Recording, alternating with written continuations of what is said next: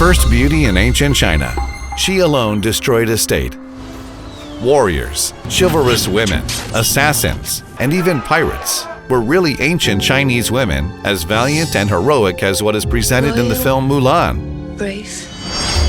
Actually, in the Chinese agricultural society that lasted thousands of years, most women were laborers who wore a thorn, hairpin, and a coarse skirt. Among them was a peasant girl named Xi Shi. She is considered the first of the ancient Chinese beauties. Her story is as thrilling as Hua Mulan's.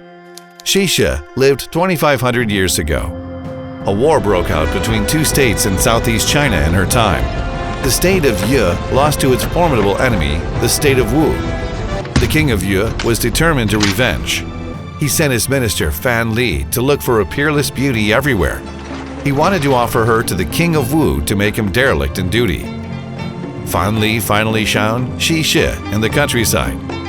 Xi Shi was born of a peasant family. Her father was a firewood peddler and her mother was a laundrywoman.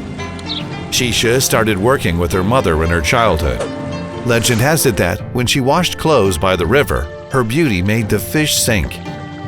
Fan Li couldn't help falling in love with the beauty Xi Shi, but he still chose to send Xi Shi to the state of Wu.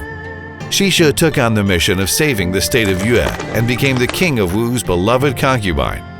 Addicted to her beauty, the king of Wu left the affairs of state aside. During this period, the state of Yu became much stronger. Years later, the state of Yu defeated the state of Yu. Xi Shi's future was a mystery. It's rumored that Fan Li and Xi concealed their identities and led a happy life.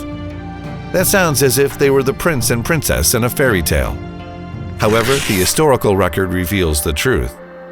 Thinking that Xi Shi was a shame and disaster, the person in power put her to death in the river. From a modern perspective, Xi Shi was a victim of the patriarchal society. In many people's view, the statement that Xi Shi let the state of Wu perish was just an excuse used by the rulers to pass the buck. Xi Shi was not in control of power, glory, or wealth at all in her life. But the Chinese people deeply sympathize with her experience.